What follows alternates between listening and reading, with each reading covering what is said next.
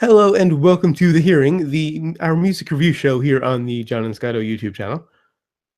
I'm John. And I'm Scotto. Should we do All Rise or something like that? Well, it's not Hear Ye, Hear Ye, it's The Hearing. Yeah, I know. Now, normally we'd be reviewing an album, and we will be in the future reviewing an album in each episode.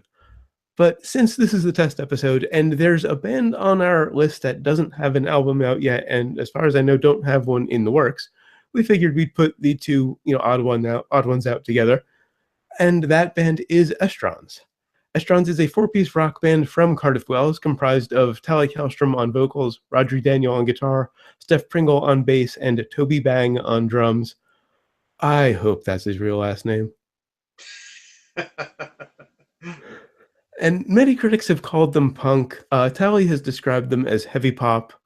I'd say they're just good old-fashioned loud, angry rock and roll. Here's a clip from the video for their song Strobe Lights, so you can get a sense of what they sound like and decide for yourself.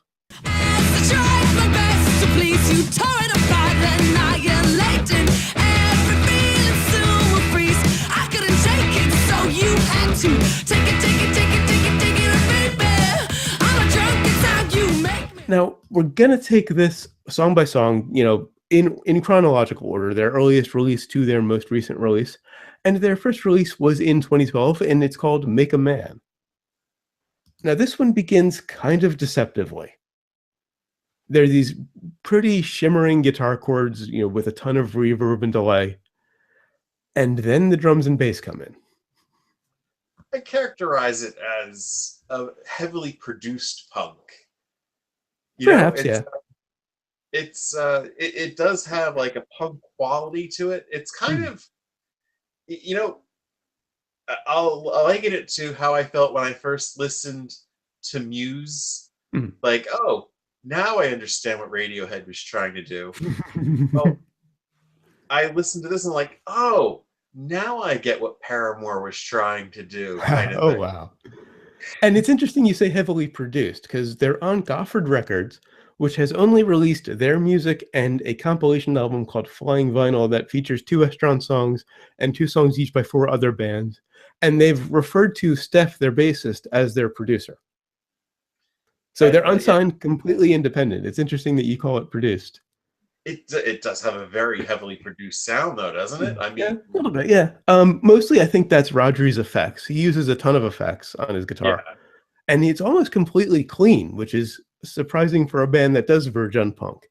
Most of the distortion comes from Steph. Usually, this song's a bit odd because you don't have the normal, thick, just overdriven bass sound that you have on the rest of the songs. I'm kind of wondering. Jello Biafra said at the beginning of Nazi Punks Fuck Off, it's like overproduced by Martin Hannett, and of course it's only like take 4, and it sounds nowhere near produced at all, but he characterized it as overproduced. And with Make a Man, the bass sound is odd because it's not the normal bass sound you have on all of the other songs.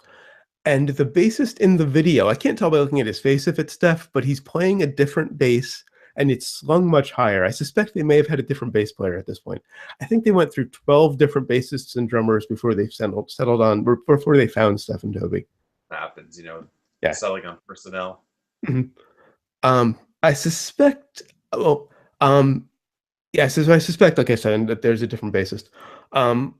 First thing you notice, though, is Tally isn't fucking around with these lyrics.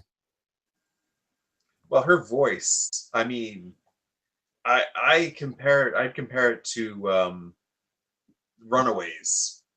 Interesting. Okay. Like Cherry Bomb and that sort of thing. Yeah. On this song, yeah. Which sells this so much more than like what Paramore did, where you weren't buying their whole gimmick. Right. Whereas her voice does sell this without a doubt. Yeah. And a little later, I'll get into who I would compare Tally to. And of course, if you're discussing and describing something that isn't very well known, you have to compare it to something that is better known. But I saw that they want to be like, we sound like nothing that happens before, but it's like it's unavoidable. Everything is derivative to some extent. Exactly. But they do Nothing, have, nothing, but they nothing do have, comes from a vacuum. right. But they do have their own sound. And like I said, she's not fucking around with these lyrics. She basically takes the sort of sexist tropes and turns them on their head. You know, it's I'm gonna make him. I want to make a man of you. At one point, she says, I started laughing when she just spells it out of like she wants to fuck you, you know. "I want to fuck you up, fuck you. I want to make a man of you." Is the last chorus. I Uh, thought of the Extra Family when they're making fun of Led Zeppelin in the Lemon song, where he's just like, yeah. "Do you know it? I'm talking about my penis." He just spells it out. At one point earlier in the song, she says, "I want to take you out. You won't I take you. I want to. Yeah. Let me take it again. I want to take you out all night. You won't live to regret this." And I wonder if she means he won't regret it or he won't live. It's a little dubious. I think it's regret. I think it's I'm a very sure it is. It just the way she phrased it was kind of interesting. yeah. This is also the only song of the 8 with profanity, which I thought was interesting, given you did describe it as overproduced or as produced.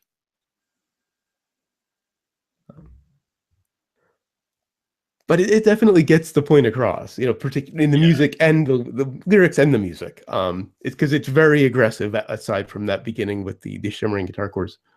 Well, now this isn't an album, and you're the one that put this list together Yeah, into and I this. just put together chronologically Okay. from their It, oldest release to their newest. okay, so the end was their newest, huh? Yeah, Cold Wash is their newest, released a few weeks ago. And I also another thing I was wondering was the kind of moaning sound she makes during the instrumental break. Are they sex sounds? Because the last verse, the only lyric is 2 times, and I don't even feel it. And I have to Well, wonder if she means she doesn't feel it emotionally or physically. Because meaning it's just a pointless hookup, or she didn't feel him. And if it's I didn't feel it physically, that explains yeah. this the sort of sex sounds during the instrumental break. Hmm. And then it leads to the chorus. So she says, "I want to fuck you up, fuck you." Like I said, not fucking around. All right, next song is "Drop" from I think it was 2016. And this is one of 2 songs that isn't about a relationship of some sort. The rest of them are all about either a physical or a remote, romantic Right, relationship. right. Really not sure what the lyrics are about in this case. I mean, it the beginning jumped out at me because it had that sort of a Buzzcocks, Hmm. uh, and then the other later 2 songs had kind of the same riff to it. I felt like, Yeah. it's a riff you hear again a few times, and this, but of course And these weren't all to be heard together. right. Yeah, they were released over a couple of years. And speaking of riffs, this is where we get to hear Steph. He's got Okay, this thick, overdriven bass tone. Probably the best overdriven bass tone I've ever heard. And then, this is coming from a fan of Rush and Yes, and Joe Jackson. He's very much in line with Getty's in terms of sound, not in terms of playing. Getty and Chris Squire and their sound, very much in line in terms of playing with Graham Mavey, who was Joe Jackson's longtime bassist.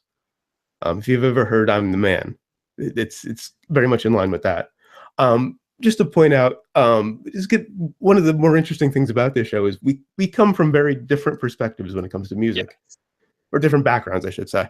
I've been a musician for 30 years, over 30 years. I'm proficient on guitar, mandolin, bass, and ukulele. Studied a lot of theory. I fuck around on a handful of other instruments. I've studied audio engineering. I've read a lot about the industry. I used to want to be a rock star. You're a layman. I play the bongos. Yeah, you're a layman. You're the I know what I like kind of perspective, which Yeah, is yeah. also just as important. Well, So I mean, I've I've listened to a lot of different genres, yeah. and Yeah, I'm not suggesting that you have limited taste, just that you don't have the same kind of background. but And yeah, so like when I like sum it up. I think. mhm. Yeah. And to that point, I am going to geek out now and then, particularly when it comes to Steph's bass sound, because a lot of the previous well-known kind of distorted bass sounds, Blue Cheers, Summertime Blues, Yes's Roundabout, Geddy Lee on Witch Hunt from Rush, Grand Maybe. They either sound too trebly or sort of too processed in a lot of ways. Particularly Geddy's sound is very processed. Steph's sound it's just like his reg pushed to, as far as it can go. And it's just this pure, thick, heavy, distorted bass tone, which I love. And you just hear more of it as the songs go on. And Rodri, the guitarist, just kind of dances over the heavy bass part, which is interesting because normally it's the guitar that is the meat of the sound. Yeah. He's doing more of kind of an Andy Summers thing with a lot of delay and a lot of other effects and just kind of adding sound effects and, just kind of dancing over this heavy bass line. I mean, Pearl Jam has done that too, where like the bass is kind of like the driver of, Jeff Ament. And it goes back to the Police and the U2. The Edge did that. Player in the Police's case, really, Yeah. Or the Edge was known for that too. Just kind of playing lightly over a driving bass line. This is also the only song with a guitar solo. Yeah. And it led me to thinking about a lot of things because, first, I remember there was a song from like the late 90s, early 2000s that had that same like Buzz Cox feel to it. I had to go and look it up, and it's Kings of Leon, Molly's Chambers. Okay. And it led me thinking about how, if they're using this over time, and how, music is the one art form where we don't expect it to change or grow. It's like once you've written something, that's kind of it, and it's we expect the band to walk away from it and start anew again on their next effort and just run away with it. But a lot of times that's not how art works. I mean, you use something and you're like, you know what?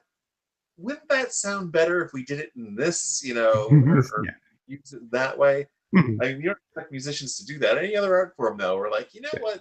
When I painted that, I could do this, or if I wrote something, I could put it in another form. And it's really just pop music that rock and pop, really, that you get that. Because in jazz and blues, there is that tradition of, following after your teachers and kind of doing the same thing and just, putting your own stamp on it. In rock and in pop, we expect, everything to be unique and different. And it doesn't work that way. Everything's derivative. Right. All right, on to the third song, Belfast. Another one I have no idea what it's about. This one kind of got lost for me, in the mix of it. It was like, I don't know if it was in a different order, if I would have picked up on it more, or because I listened to this 3 times before we did this, just to at least give it a fair, hearing out. Yeah, and just in full disclosure, I've bought all 8 songs and a T-shirt. I'm a big fan. I listen to them multiple times a week. The songs, not the T-shirt. So, I'm very familiar with all of these songs. I probably could have written my notes out without even listening to them again. I did listen to them, though. But this one is sort of just a shouted vocal and a heavy bass, and that's about it. Yeah. Maybe that's why it didn't, She doesn't really sing, except maybe a little on the chorus. There's a lot of it, she's just screaming at the top of her lungs, which I like. It's just edgy and aggressive, and I love the way the guitar kind of harmonizes the what you saying part.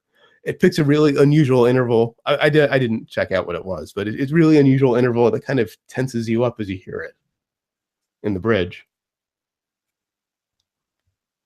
And onto sort of the mellower side. Well, not really the mellower side yet. The next song is really the mellower one.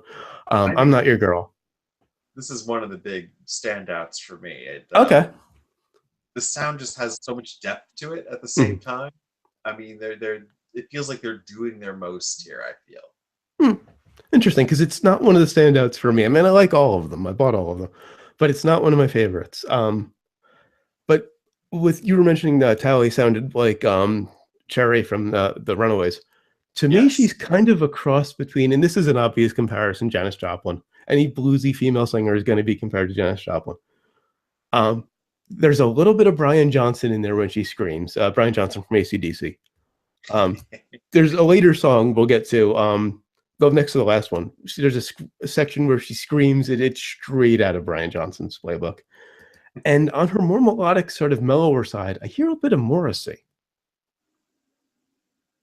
I don't know. I didn't pick that up. Maybe it's more the melodies than her voice. It's kind of odd that I'm comparing her to two male singers. And there's a lyric at the very beginning. She came over. I got on. You got on her. I got on her.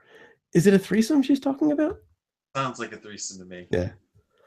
But I just love her. Like, I think the second or third listen through, it was kind of like, wait a minute. She's saying what they. Okay. Like I said, she doesn't fuck around with the lyrics. Yeah. And this might be my one criticism of any of these songs, really, is that the melody is a little sing-songy. It kind of follows the rhythm a little too closely. Well, yeah, that's where I was thinking the Paramore link was. Actually, what I compare it to, another comparison would be like a heavier version of Franz Ferdinand. Interesting. I really only know the one song, the one big song they had.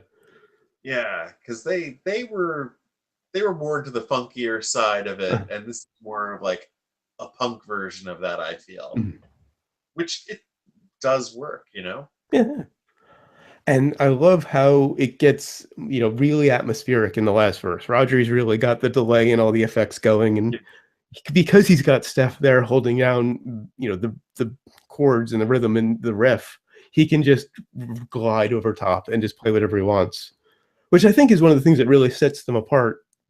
Even though that sort of thing has been done a couple of times in a kind of pseudo punk setting, it's really original. Yeah. Now, the really mellow and melodic song of the group, Call You Mine. This vocal was really the one that reminded me of Morrissey. I was thinking this one definitely. It's a lot less Runaways here, Yeah. Cherry. I guess more. Yeah, I'll have to listen to it again to see if I hear Morrissey in it. And maybe it's the melody. I don't know. Maybe I'm completely off base. And among all that, kind of mellower, softer melody and these, clean guitar parts, you still have Steph's big, ugly, thick, just overdriven bass, which I love, particularly when it gets to the chorus and everything just kind of kicks in and gets a bit louder and a bit more chaotic. So you're thinking more so than Les Claypool, or? I didn't think about Les. He's not one I think for a distorted bass sound, but you're right. He's done different things with the bass. Oh, he's done. He's not human. And right. I mean that in a very good way. He's a cartoon character come to life. Skill-wise, he's experimented with the bass and pushed it to things that it's not fair to compare any human being to him. Exactly. I mean, Geddy himself has said that. Yeah, he's just scary, Les. And back to Call You Mine, there's a bit of vocal in what is basically the bridge, which is all the instruments cut out, and she just kind of shouts something, repeated a few times over. And the only line I can understand is "Got Me Feeling Left Out." And it made me wonder what language it's in, because they're known for throwing a bit of Welsh into the lyrics here and there. Oh, okay. And even with Belfast, I'm wondering if a lot of that is in Welsh, because I don't really understand a lot of the lyrics. There are a lot of Y's and whatever in it. Yeah, it's an interesting language. Okay, next song is Strobe Lights. This is the one that you heard a minute ago from the video clip. Yeah. I love the sort of chaotic opening of this one, because the guitar and bass aren't really quite on the riff yet. They take a minute to find it. And the drums kind of come in slowly. And then it all kicks in at the beginning of the verse, and it's just this nice little chaotic opening. And there's a great separation between Steph and Rodri on this one. He's Rodri is really up high on his neck, to kind of draw that difference out. Okay. There is one odd thing I noticed though in the chorus. Rodri's backing vocal is panned hard right, which is unusual. Usually they're in the center. Okay. not all the time. I mean, Well, I yeah, guess old albums did well, that more often than what we see here today. yeah. Or they're panned a little bit, to get a little bit of spread. But he's way. I listened to it with headphones, and he's way over on the right, which is just unusual. And it usually bothers me when things are panned that much, but I liked it in this case. And I loved all of the reverb on the bridge. It just, Tally's kind of shouting the lyrics again, and it gets very ethereal almost. Yeah, the difference between listening at home on my big life chat Hmm. headphones and my earbuds at work are really, I don't know. It's almost like two different albums so Oh together. wow. Okay. Yeah, I've only ever listened to it with headphones. I don't even have speakers connected to my computer. So yeah. it would be interesting to hear how it sounds through speakers. Well, no, it's my big headphones here. Oh, okay. Good headphones versus cheap earbuds, right? Yes, yes. Okay. Yeah, there's a lot more detail in Mhm. that it's kind of lost on my second Oh listening. yeah. And now on to probably my favorite of the lot, Glasgow Kisses. This is the one where we get the full Pringle. Steph owns this song. It's a phrase I just picked up for watching Jim Jeffries' show a couple weeks ago. Thought it was Mhm. really funny. What? What What a phrase? classic kiss is. What's Oh, that? okay. So that's a known phrase. Yeah, Okay, it's a I headbutt. figured it was. I figured it was a reference to a Glasgow Grin. I don't. What does Glasgow Kiss mean? It's a headbutt. Oh, okay. Wow, that brings a whole new dimension to the song. Yes, yes. I was kind of disappointed they didn't use that in like the Hmm. lyrics or anything. Or that would be a great chorus. I want to give you a Glasgow kiss or something Hmm. like that. I just figured it was a twist on the Glasgow Grin, which, for those who don't know, if you've seen The Dark Knight, the Joker has one. It's the cuts on the side of the mouth. And in addition to the great bass part on this, I love the spoken vocal riff. Um, Beat, depression, love, obsession. She just repeats over in the beginning and kind of comes back here and there throughout the song. And the guitar following the chromatic bass riff is really nicely unsettling because on a single note instrument, it's a chromatic. It goes up chromatically, one half step at a time. The musicians know what I mean. The guitar follows it, and it's just kind of this weirdly unsettling sound that really fits a very tense song. There are also a couple of moments where they remind me of Sweet, the band Sweet, Ballroom Blitz. Oh, yeah. There's a couple of shouted lines, but he seemed so nice, and if they don't love you, where it just sounds like something from a Sweet song. And we've talked about Buzz Cox and Paramore and different punk influences. Yeah, There's a lot of glam influence in this band too that I'm hearing. A lot of Sweet, maybe some Slade, a lot of pre-metal, basically I can pre-commercial. imagine. Definitely, yeah. The weird Slade influence, Hmm. and they're probably from similar regions, if I'm not mistaken. I don't know. Okay, maybe they're Welsh. I think Slade was Scottish, if I'm not mistaken. Oh, okay. And here's where she goes really Brian Johnson on the chorus, on No It Ain't Right, on the bridge rather. There's this yelled chorus where she says No It Ain't Right, and then comes down to this very kind of soft spoken, because it feels good. I can't remember the exact lyrics now, but she gets very soft spoken for the rest of the line and comes back and screams No It Ain't Right. And it really did remind me of Brian Johnson. And then the spoken riff turns into a screamed riff at the end. And I just love the aggression of it. Yeah, it's good. I still think Cherry more than Brian. I mean, there's only one Brian Johnson. And in fairness, I'm not that familiar with the Runaways. I've really only heard a few songs. Honestly, Hmm. can't stand the second one. And on to the final song, Cold Wash. This one was just released a few weeks ago. And at first, I actually wasn't sure if it was Tally. I thought maybe they'd replaced their singer because it's in a lower register. And it Yeah, just doesn't exactly sound like her, or at least what I was familiar with. And then she gets to the phrase "get off" in the chorus, and it was like, yeah, that's her. and now that Kings of Leon riff is played strictly on the bass, actually, or more predominantly on the bass. And then Roger's doing some great like string tree work where you kind of strum above the nut between the tuning machines and the nut. It gives this kind of atonal bell-like sound in the beginning, which is a nice contrast with this, intense heavy bass.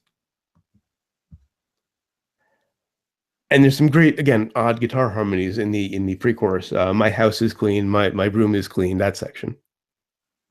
Yeah, I think the one thing I would have liked to have gotten a chance to have done was to actually look at a copy of the lyrics before we edited. Unfortunately, they don't have the lyrics out anywhere. I've checked because again, there are some that I don't understand. I'm wondering if they are in Welsh. Yeah. And the ending gets beautifully chaotic because it's kind of a repetitive song. Yeah. The verse and the pre-chorus follow the same bass riff, and then it only breaks in the chorus, and there's no bridge. So for it to get really just outlandish and chaotic at the end was this nice kind of cathartic moment. It just kind of brought everything to a head. So overall, you seem like you like them. You hadn't heard them before this. Right. So would you recommend checking them out? I definitely recommend checking them out. I think there's a bit of a sameness between a lot of the songs that they do have a very specific defined sound. Yeah, I'd like to hear them stretch that out a little bit more. But I think her vocals are worth the price of admission alone. Really, of course. I mean, I streamed it, so that was the price of admission. But, fair play. But to check them out live if you can, or And a shout out to Toby Bang. I haven't really talked about the drums, but he's very much in this sort of Ringo Starr, Phil Rudd kind of camp where he doesn't play many fills, and he's not that noticeable. He doesn't really show off, but he's just rock solid all the time. Just a great timekeeper. Yeah, Ringo. I was gonna say, there's only one Ringo. Well, I'm not comparing him to those. He plays an occasional fill. Phil Rudd, famously from AC/DC, famously never played a fill for his entire career. Huh. There's not one drum fill on an AC/DC song.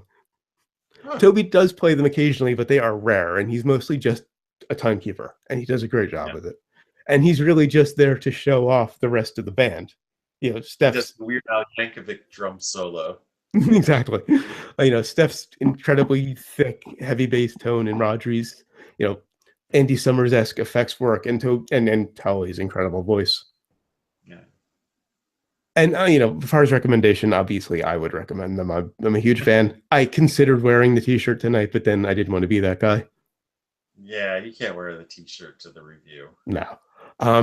Should have mentioned this earlier, in case you wanted to follow along with us, but the links to their Spotify page and all of their social networks are in the description, of course.